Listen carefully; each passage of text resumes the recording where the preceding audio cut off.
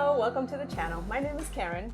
And I'm Nick. Back in 2022, we retired early, we sold everything, and we've been traveling the world slowly ever since. In today's video, we want to share with you guys our experience with a 1 month long stay in Hanoi, Vietnam. Now, 1 month is actually a pretty short stay for us. We usually like to stay 2 to 3 months in each place and really get the feel of living like a local. Admittedly, we messed up a little bit with this one. We were under the assumption that we could only apply for a 1 month stay in Vietnam, and so that's what we did. And so we only did stay there 1 month, but turns out that we could have stayed longer. Vietnam just seemed to us as such a faraway land. So we definitely wanted to make Vietnam a stop for us as we were traveling through Southeast Asia. Absolutely, and this is actually the first place that we traveled to where we needed to apply for a visa. Everywhere else, it's been a visa upon arrival, essentially. So the visa process is actually pretty simple. You do it online, and we wanted to make sure that we didn't have any issues. You can experience some delays. Yeah. So we applied about a month ahead of time. Yeah, which ended up being quite early. We got our approval in about a week or a little under a week. Yeah. The visa process was pretty straightforward. You do have to pay attention. It's done online, and it's a $25 fee per person for the visa application. And like I said, we did receive an email that we were approved for the visas on our first try, and it took roughly 1 week. Yeah, but I would not wait till the last minute to do this. No. We do have some traveler friends that waited a little bit, and they were kind of sweating at the end because they had still not received their approval. So make sure you allow time for this. Yeah, I'm glad we did it when we did it, and we had the approval, and we didn't have to worry about it. Yeah. Another thing too is that you need a printed copy. The airport wants for you to bring along the printed copy of that visa. So make sure you find a way to print this. For those that like to stay in hotels, you get probably this service. We don't do that. We stay in Airbnbs and different apartments. So we had to find a way to go to a print shop to get this printed before we headed to the airport. We were coming from Kuala Lumpur, so it was just a short flight. Once we arrived, we needed to get transportation from the airport to the Old Quarter area where we were staying. There's a local public transportation bus number 86, that'll take you from the airport all the way to the Old Quarter near the main train station, which luckily that's very close to where we were staying. Super affordable. We always try to experiment a little bit with the local transportation, so we did that here. It was 45,000 Vietnamese dong per person for the ride, and that's under $2. I think in total it ended up being like $3.50 for both of us. Yeah. It is about a 1.5 hour ride on the bus, but we wanted to try it out and we were in no rush, so it worked out really well. It's marked at the airport. When you exit the airport, you go left and you're gonna see the sign for this bus. It's pretty well marked, I gotta say, and it wasn't hard for us to find. No, not at all, and it's heavily used. There were a lot of people on the bus, and multiple stops, which is why it takes a little bit longer. Now, as far as the transportation, you could take a Grab. That is a rideshare available as well. We did that on our way to the airport when we were leaving, when we were on our way out, and taking a Grab was about a 45-minute ride. But in contrast, it was $13.50. So instead of $3. right. So the cost, of course, was there, but on airport days, we don't like to mess around, and our flight time and stuff, we just kind of wanted to get to the airport and get things moving. One of the things that really helped us, especially taking the bus, is that we had Vietnamese dong cash on us. We exchanged some of this money prior to leaving Kuala Lumpur. We exchanged our leftover Malaysian ringgit into Vietnamese dong. You need cash when you come into Vietnam. If you can bring cash already, that's going to be very helpful. Otherwise, of course, you can get money in the ATMs. So this was helpful for us because even the public transportation, we needed cash to be able to take this bus. Now, as far as the ATMs, we always research the top banks in a country. We think that they have better exchange rates, more security protocols.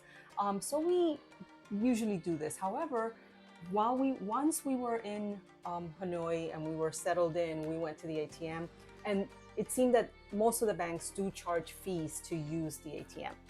We then went researching a little bit more and found a relatively big bank, but not in the top list of banks. Mhm. TP Bank. TP Bank provided ATM withdrawals with no fees, and we really liked that. Yeah. So we were able to use them a few times without any issues. Of course, you decline the conversion at the end, but besides that, there were no fees to use this ATM. Now, this is March 2025. Things can change, I imagine, but as of that time, there were no fees in this bank. When it comes to the accommodations in Hanoi, we did choose to stay in an Airbnb. And when you're researching it, you'll see that the best place to stay is in the old quarter. Now, we typically try to stay like one train stop or one bus stop away from the main area. But since we were in Hanoi for such a short period, for us, only 1 month, we wanted to make sure to be kind of just in it so that we could get to the main sites and get to the restaurants and just do the things that we wanted to do. In addition, we also did notice that taking public transportation wasn't going to be convenient. It was going to be a lot of walking, and we were just going to have to rely on our legs to get us places rather than a bus or a train. So, which looking back, I'm really glad we stayed where we did. We were right on the edge of the old quarter, and I loved our location, and we could get to everything that we wanted to see very quickly. If you want to know the details of our Airbnb, we did do an Airbnb video. Feel free to check it out if you want. Walking in Hanoi, we did walk everywhere. And of course, you want to walk because that's how you discover things and you come across a shop or a restaurant that looks cool. So we did walk everywhere, but just keep in mind that it is a little bit challenging to walk in Hanoi. The sidewalks are multi-use. Yeah, they really are. Hanoi's loaded with scooters. There's scooters on the roadways everywhere, but the scooters need somewhere to park. And a lot of times the scooters end up on the sidewalks or right by the sidewalk. Like she said, the sidewalks are multi-use. The signature little tables and chairs end up making their way out onto the sidewalk, and people are dining there. Sometimes kitchens get set up on the sidewalks.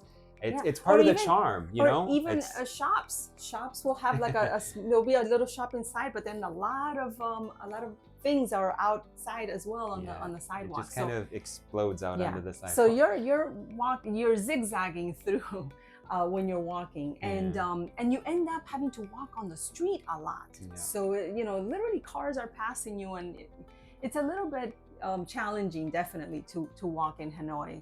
But we did walk everywhere, and that was one of the advantages of staying in the old quarter, because at least you were able to get to the sites, to the major sites, relatively fast. Absolutely. Especially having to walk. Yeah, and it's our preferred method. I mean, that's how you discover the cool coffee shops, the neat alleyways, the great restaurants, by walking. So even though it was a little bit of a challenge, it was still really cool and very, very interesting. And Hanoi had so much to offer as far as different things that you could do and see. Of course, the city itself, it's its own, show, I guess, if you just people watching and looking at the buildings and all the cars and everything. But we really did enjoy visiting the different areas. One of the things that we really liked was the water puppet show. We just felt it was such a cultural experience to see, to hear their music, to see them, I guess, reenact some things that are important in their history. Some different scenes from their cultures, and the puppets themselves are awesome because they're wood puppets and they're all hand carved locally. So that's very interesting. Yeah. The Fine Art Museum was also really beautiful. Lots of nice art and different like statues and different things, and it also very nice to walk around. Not very heavily trafficked, the art museum. We were there, and there were not like many crowds. No, and we also visited the Temple of Literature. And if you visit the Temple of Literature, the lake and a temple structure that's there is actually featured on the 100,000 Vietnamese dong note on the money. So the Temple of Literature is such a beautiful property. Yeah, it's just lined with trees and these beautiful structures that are like exactly like temples, and that lake in the middle with koi fish in there. It's just beautiful to walk around. It really is. Yeah. Another place that we visited was Ho Lo Prison. So it was interesting to learn about the history of the prison and U.S. soldiers that were there, Right. as well as the Vietnamese soldiers there. So it was very interesting. There's of course a lake that everyone visits, and of course you should visit Hoan Kiem Lake. Mhm. That's the lake that has the temple in the middle that you can visit. We didn't Yeah. visit the temple, but you can walk around the lake. Yeah. Now, the streets surrounding this area, in true Hanoi fashion, are always very busy and loud and all of that. But on the weekend, starting Friday night, Mhm. um, that whole area gets closed off Mhm. and it just becomes pedestrian only. So you're Yeah. walking in the street as you're, of course, by the lake. And we love that so much. Mhm. So Yeah, that was really cool to see that whole area just kind of closed down to traffic, and you could enjoy the lake and enjoy the views. You have, of course, like she said, the temple, the beautiful red bridge. yeah, Such a cool thing. families, just kids with little carts, and Yeah. bikes, and then even street performers Mhm. dancing and doing different things. So it was so fun. Yeah. When you're walking around the lake, don't miss. Try to walk the whole thing if you can. But at the, I guess, north of it, Mhm. is that huge square Mhm. with a fountain in the middle with different buildings all around. And if you see pictures of Hanoi, you'll probably come across a picture of this. Yeah. It's Yeah. really cool shops and cafes, and then you got that fountain in the middle. It's You just know, a really cool, iconic Hanoi spot, you yeah, know? and you can see that, like, if you we actually had a coffee in one of the cafes there overlooking that area. So you're overlooking the lake and that fountain. And of course, if the street is closed, then you'll see all the pedestrians. But when the street is not closed, you get to see just the chaos of cars and scooters and people. And Yeah. so it's a fun Yeah. spot. We actually featured that spot in one of our videos of where we were trying a cafe, a Kong cafe that Yeah. was there. Yeah. So it's really cool. If you want to go and check that out. Yeah. There is another park not too far from Hoan Kiem, Mhm. and this one is a Huge. huge. Oh my God! What, probably 3 times the size of Hoan Kiem Lake, At least. and it also has a lake in the middle that people walk around. Also, probably twice or At 3 times least. the size of Hoan Yeah. Kiem. Beautiful park, lots of locals Mhm. around. There's a lot of people out walking, Mhm. running. A lot of families are there. But Bicycles, that was a very, very local spot. We always try to find some green spaces to go and enjoy. So we really like this park, and we were very impressed by it. Yeah. Of course, if you're in Hanoi, you're gonna visit Train Street. It's really, really cool.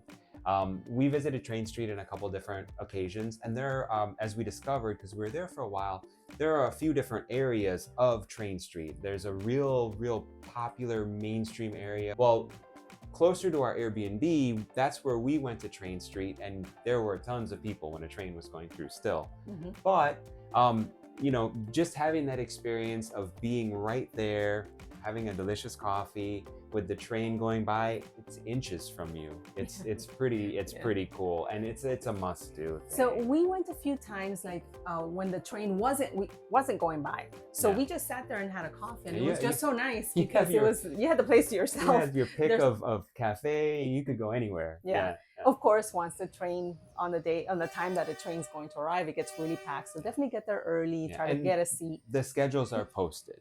You if you go there, you'll be able to see what the train And I schedules gotta are. say, the cafe owners or the people that are in charge of managing this, they do a great job. Just Yeah. listen to what they tell you. They're gonna find you a seat. They're gonna find you a cafe.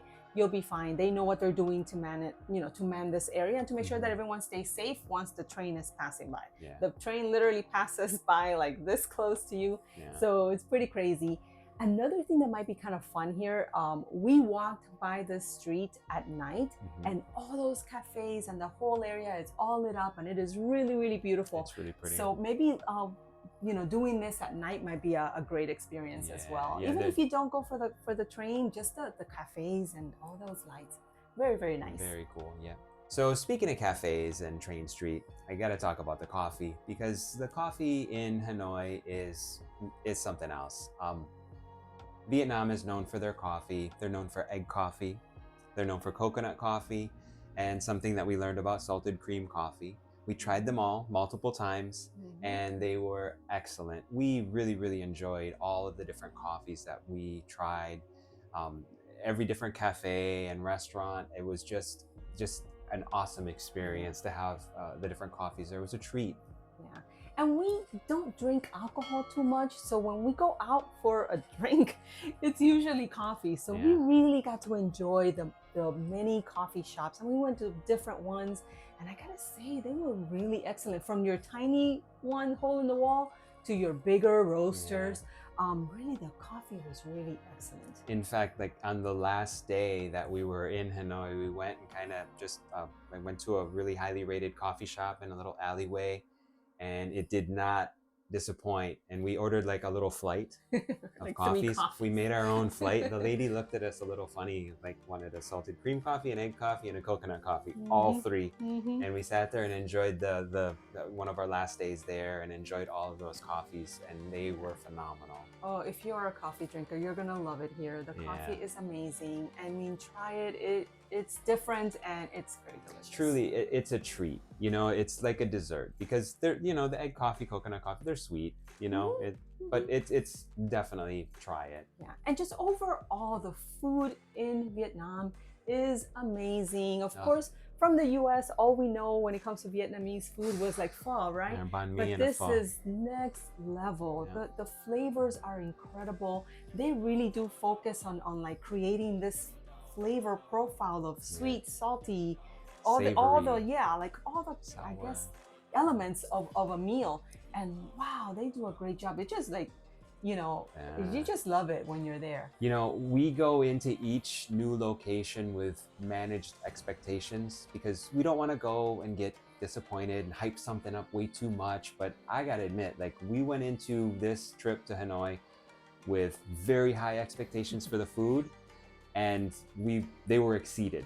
The food was so good. Every time you watch any videos about Hanoi, people talk about the amazing food, and so we were really excited about that. And sure enough, it was just all the different dishes, and there's so much that we don't even know about. But everything that we tried, and we had some of these meals multiple times. Man, they were so delicious. Just these flavors, the way they cook everything, the different elements of it.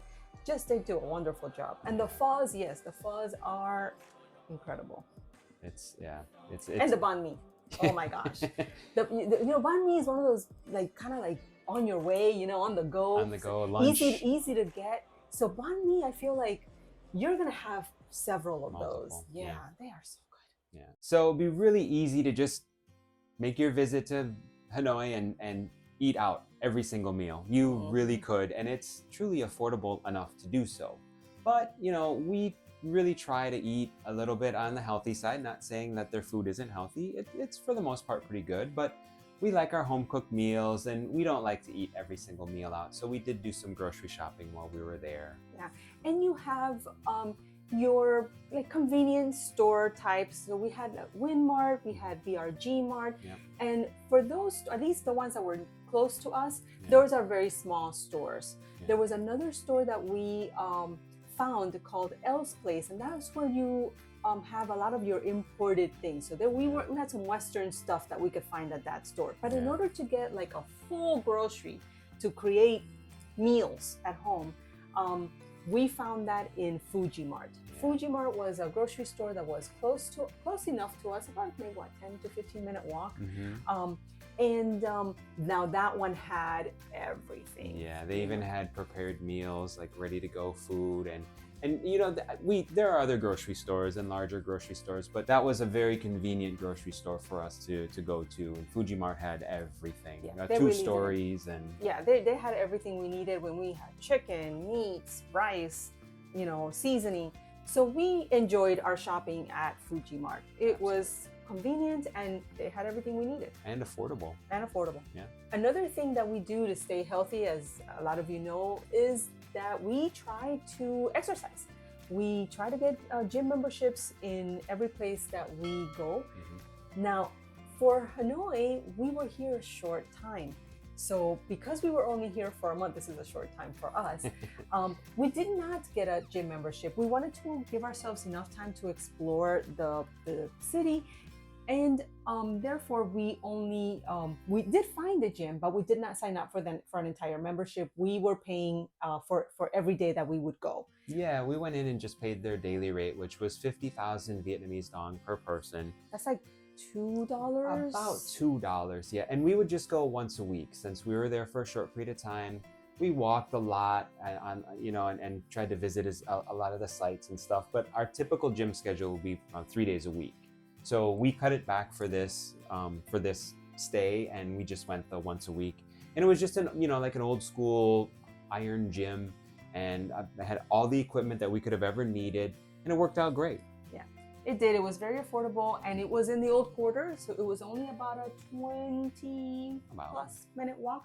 So not bad. And one of the highlights of our entire stay here in Hanoi was the Ha Long Bay cruise that we took over my birthday. Yeah, that was a really, really special trip. It's just, it's one of those must visit places, and while you're there, while you're in the area, it feels like one of those things. If you have the time, if you have the money, you should just go ahead and do it.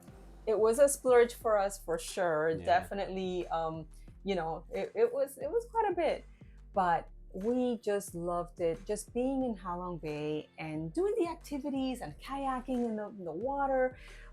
It just felt so special to see those limestone rocks covered with greenery. Yeah. And we actually had a clear day where we were able to really see them. Mm-hmm. It was just so beautiful. Yeah, it really was. The cruise line organizes it very well. They have an itinerary, so you know exactly what you're doing. Mm-hmm. Just everything on the boat. The rooms were decorated beautifully. Yeah, every room has a balcony. We had a beautiful big balcony. Yeah, we had a hot tub in our room and a shower. I mean, and every room is like that. So it wasn't like we upgraded our room to get that. It's just a really cool experience, and it's so serene and so beautiful. It's a UNESCO World Heritage Site, which is awesome. And I feel like it was a must-do thing. And like Karen said, it was a highlight. It was very memorable, very special. And the amazing food theme, well, it continued on the boat. While we were on the boat, the food was unbelievably good. A lot of locally sourced, and the food was really, really good. Yeah, it's just, if you can do it, definitely do it. Be there, experience this for yourself. The experience that we had here was just amazing. Vietnam is such a beautiful country, and we definitely see ourselves returning at some point to explore other regions. Yeah, we definitely feel like we barely scratched the surface here, even though we were there a month. There's so much more to explore, and we can't wait to come back. So how much did all of this cost? In next week's video, we're going to share with you our entire budget breakdown of what this entire month cost us.